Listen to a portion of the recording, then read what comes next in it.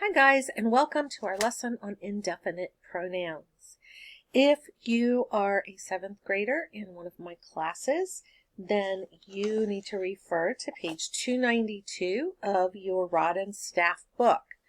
And we will start by looking at the gray box. Now, just like with verbs, when we talked about those, we had many categories of verbs. And it is the same for our pronouns. We have many categories. And this is a category that can sometimes be a little confusing. So I want you to really pay attention. So I'm going to go quickly through the gray box, and then we're going to break that down a little piece by piece. An indefinite pronoun does not refer to a definite person, place, thing, or idea. So if you told me that you were not sure if you were coming to my party, that's an indefinite answer. Pronouns are much the same in that it's just referring to a group. It might be referring to a thing, but I don't know for sure what it refers to. There are some pronouns that are always singular. We'll look at those in a second. There are some that are always plural. And then there are some that can fall in either of those categories, and that's what makes it a little tricky. The possessive form of an indefinite pronoun is made by adding apostrophe s, and an indefinite pronoun is an adjective if it comes before a noun and modifies it, and it is a pronoun if it is not performing an adjective function. So we'll learn how to tell the difference on those. Okay, let's take a look at this list. I would encourage you to write in your notes, and you'll also have this on the pronoun help sheet that I will be giving you. But make 3 lists, 3 columns, always singular, always plural, can be either. And I would encourage you to hit pause and to write the always singular pronouns down, and then do the same when I come to the other slides. Because as you're doing your class practice and your homework later, and you come to a sentence, the easiest thing to do is to look at your list. Is it always singular? Is it always plural? Or do I have to make a choice here? So each, either, neither, one, another, anybody, anyone, everybody, everyone, somebody, someone, nobody, no one. Now I might ask you on a quiz or the test to give me a certain number of these. So I would start to try to memorize them a little bit. These are the ones that are always singular and will always use the singular verb. So if I had something like everyone is expected to bring his own pencil, I would quickly take a look at my list. And I see everyone there, so I'm going to look at my list. Is it on my singular? Well, yes, it's on my singular list. So everyone is expected to bring his own pencil. I need to make sure that this is a singular pronoun is parallel to when I use his as a pronoun. So there's a little bit of detective work you have to do. You have to go back and look at these lists that you are making. Here's your always singular list, and we'll get to the others in just a few minutes. So if you haven't written this down, hit pause and write it in your notes. Okay, the indefinite pronoun, if it is followed by a prepositional phrase, please be cautious. Notice my nice little bright caution sign. There could be a plural object of the preposition in there. And the verb must agree with the pronoun, not the object. So the object of the preposition is a little bit more important than it was in the past, but you still have to be really careful and cautious. Okay, let's take a look at those that are always plural, and you will find that list on page 293, kind of a third of the way down the page. And it says both, few, many, others, and several. Those are your always plurals. So those should be in the second column of your list. So on the one side, you have all of the singular ones, and then you have all the plural ones.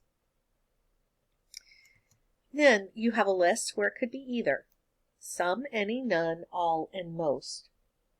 and you will find those nearer to the bottom of page 293. So now you have your three lists. So the first thing you do when you have a sentence to pick apart is to look at the lists. It's black and white, wrong or right, and so look at the list to make your determination about whether it is singular, plural, or could be both. All right. With those singular or plurals, just a reminder, when an indefinite pronoun is used as a subject, you need to decide if it is singular or plural by reading the other clues in the sentence. So the toughest category, and if you haven't written down these singular or plurals, make sure you write those down.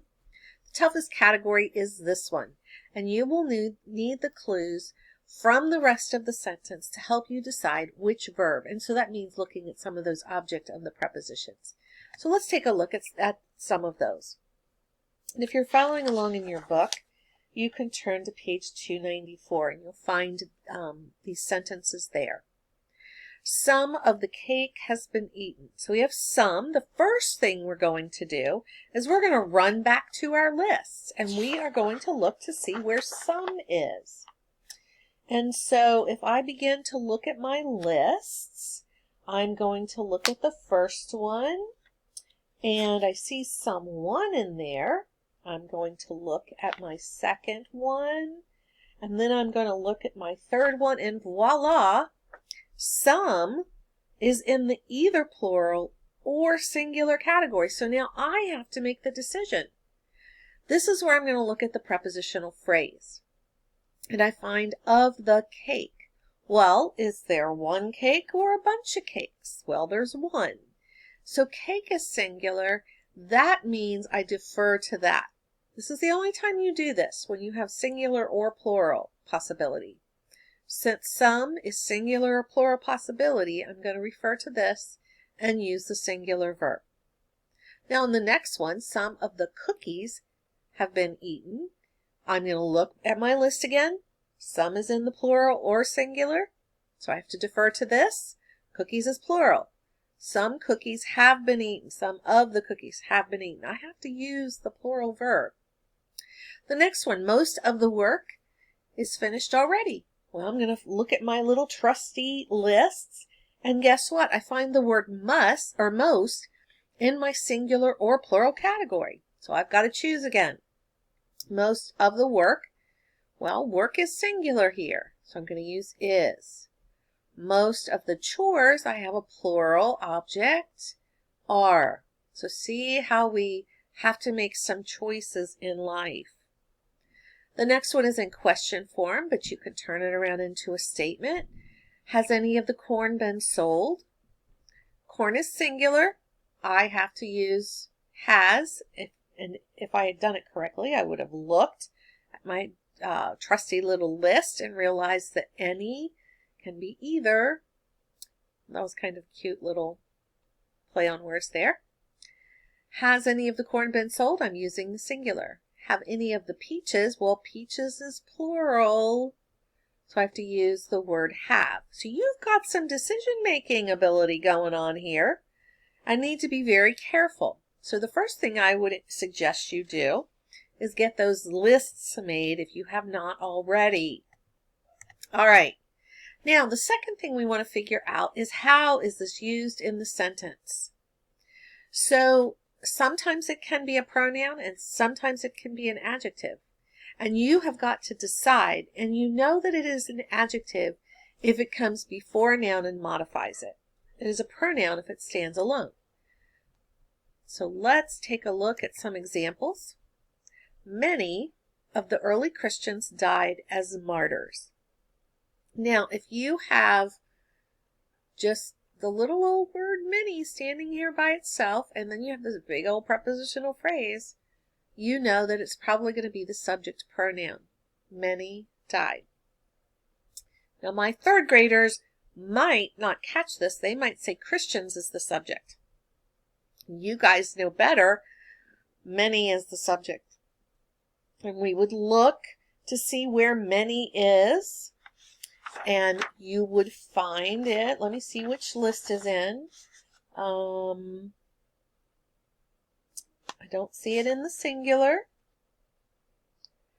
I find it in the plural list. So if I had a verb in there that, if I had to look, for which verb was going to be with my subject pronoun, it would have to be the plural verb form. All right, let's look at another one. How is it used in the sentence, many early Christians died as martyrs? So I would ask you the question, who died? You would tell me Christians. We've changed our subject. Christians is our subject noun. Many and early give us information about them. Many is the number. Remember, adjectives, we can tell that it's an adjective if it tells us a number, and early tells us when it was in the timeline. Many early Christians died. So see the difference on these with the word many, that sometimes they can be used as an adjective and sometimes they are truly the pronoun, and a lot of times they fall in the subject spot. Okay, let's do some class practice, and I want you to hit pause, and I want you to do class practice A 1, 3, 5, 7, and 9. And once you have finished those, then I want you to come back and we'll do the answers. Okay, if you are back, I assume that you have done 1, 3, 5, 7, and 9. So let's take a look at those. Each of the disciples was or were sent out to serve his or their Lord. Well, we're going to look at the pronoun first, each. We're going to go back, hope you went back, to your little handy dandy lists. And if you looked carefully, you found that each was in the singular spot, which means it must use the singular verb, was. Each was. Then that gives you the clue for the next part, which means because it's singular, we also have to use the word his. So it makes those parallels, not paralyzed, parallels. Each is singular. His also has to be singular. Number 3, both of the epistles to Timothy was or were written by Paul. Both. Okay, here we go on our little detective search. And we're going to find where both is. So I am looking up. It's in the second, the plural list. That means that I have to use the plural verb, which is were. Both were written by Paul. Number 5, some of the Bible teachings is or are ignored by people today. So I'm going to take some. I'm going to go over and look at my trusty lists here to see if I can find where some is, and voila, it is in the one where it could be singular or plural. So I might need some more help. So I'm going to look at the prepositional phrase of the Bible teachings. And because teachings is plural, I am going to use the plural verb. Some of the Bible teachings are ignored. 7, all of the corn have or has been eaten. So all. I go back to my little handy dandy list. And if you put them in alphabetical order on your list, it makes it so much easier when you are looking for them. And all also falls in that singular or plural category. So then, where do I have to look? Hopefully you said prepositional phrase. Corn is singular. Now, corn is one of those nouns that is always corn. You never say corns. It's always just corn. Either way, all of the corn has been eaten. It's treated as a singular noun. And finally, few of the towns remain or remains undamaged after the hurricane. Few. Oh, let me go back to my handy dandy list. And where do I find few? I find it in plural. I don't get a choice here. I have to use the plural verb. Few of the towns remain. Okay? Because it's a lot of towns. Remain undamaged. So hopefully that helped you know the process of what do I do when I find these pronouns? Well, you're going to look in your lists that I'm sure you made. In fact, if you show me those lists, that's what will get you the prize on Wednesday. So if you come in with the class practice, no prize. It's great that you did it, but I want to see those indefinite pronoun lists. So if you didn't do them, I guess you're going to go back now and write them down. And I will plan to see you on Wednesday.